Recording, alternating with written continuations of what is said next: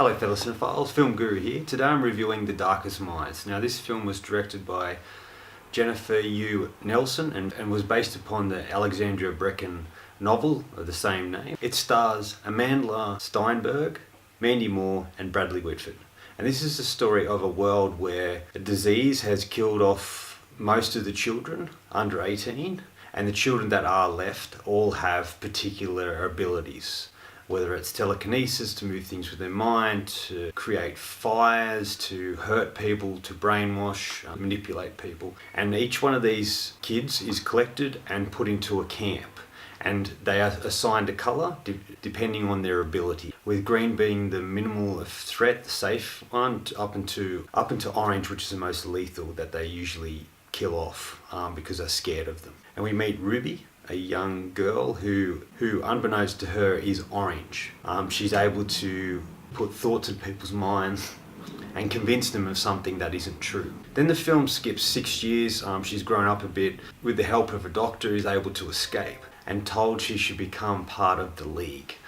This is a group of people with abilities trying to stop the government from killing off particular kids. She's not sure whether to trust these people or not, and due to some information she does find out, she runs away and she ends up running into another group of kids who are also all on the run, and she joins them on a continuous journey from there. Where we're introduced to Liam, who's the leader, the older kid who was part of the League but doesn't want anything to do with them anymore. We've got Zoo, a young girl who has the ability to control electricity, and also Chubbs. He's a green, he's very highly intelligent, he's able to calculate things very effectively and helps on each one of them.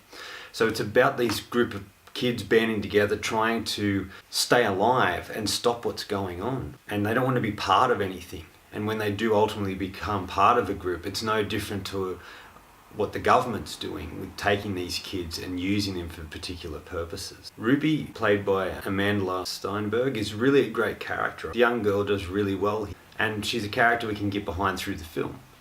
She has to make tough decisions through the film, and it's shaping shaping her life and also the people involved in her life. And she's really trying to find her feet and learn how to control this ability she has, and try not to let everybody know she has it because she's fearful what they might think or what they might do to her, because she can control people's minds ultimately. Look, this film was okay. It wasn't brilliant or fantastic. I was a little disappointed, to tell you the truth, but there was elements to it I really liked. I liked the abilities they had. I liked her sort of character. I liked there was these different groups. And you weren't quite sure who to trust and not to trust, and how they were able to stay alive. And in a lot of these sort of young adult sort of books and movies, it's really this journey they have to go on. It's always an adventuring to somewhere else, to somewhere that's safe, somewhere that you can live a normal life away from all this chaos. And a lot of these films sort of have that. I think this film was well shot. I like the visual effects in it. And the story was kind of basic and interesting, but it just sort of left a lot to be desired, I felt. I read a lot of these young teen books, and I do watch the movies, and I like when they do something different. They don't just do a straight drama with these sort of material. They do sort of something that's a bit different, and this is definitely one of those films. It's very different and interesting sort of storyline and what's going on. But what I find with a lot of these young adult sort of movies they make based upon the books is it feels like they're making it just for the people who've read the books. Like, you get thrown into the world, there's not a lot of character development, you don't really know what's going on at particular times. Things are revealed later in the film, but it's always trying to find where you're up to or what's going on, and you feel you've missed something. And I think they really need to make these movies for a wider audience, people who haven't read the book. And I just feel that this felt like it was more for the audiences of the book than it was for general audiences to go and see. And I know this film hasn't done real well. Look, it's not bad. I've seen a lot of terrible films, and it's not terrible. It's just okay. It could have been much better and more interesting. I still think one of the best young adult books series turned into movies is the Divergent series, even though it wasn't finished, unfortunately. I really like what they did with that. I like the concept in it. I like the love story. There was a variety of things that happened. With this one, it felt a bit cliched. It's sort of similar storyline we've seen time and time again. I'm glad it wasn't really a post-apocalyptic world. I get sick of those sort of things, too many of them. And it was just an interesting sort of concept. It reminded me a little bit of the X-Men, but it was different yet again as well. And I am kind of interested to read the book. All the young cast, I think, do a solid job. Mandy Moore's interesting. I haven't seen her act for quite a while. She does okay.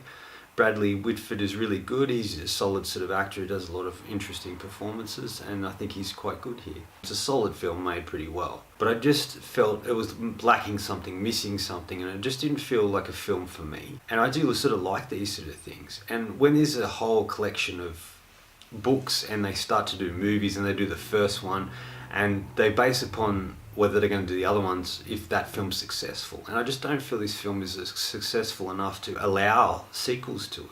I felt it would have worked a lot better as maybe a TV series where you could open up the world a lot more and spend a bit more time doing that and have a complete arc and storyline based upon the whole lot of books, not just the one single book. And I feel, unfortunately, this is going to fail to produce any more sequels because I don't think this film is done really well.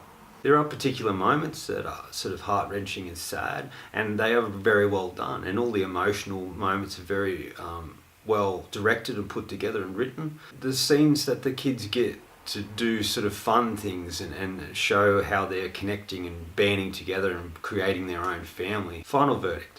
Look, if you like this young sort of teen books turned into movies, you might thoroughly enjoy this. If you like the concept of kids with abilities and trying to find their place in the world again and them fending for themselves, you might enjoy this. And if you're a fan of the books by Alexandra Bracken, you'll probably really like it as well. I don't think this film's going to be for everyone. The young adult market that it's targeted at, I think, will get a lot out of this, and if they enjoy the books, they'll obviously enjoy the film.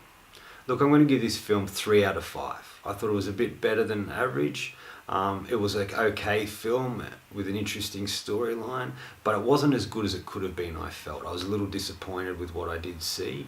I really would like to read the book, but I haven't got to it yet. Anyway, that's all from me today. Thanks for watching. If you've enjoyed what you've seen here, please hit subscribe down the bottom. Otherwise, until next time, enjoy the movies.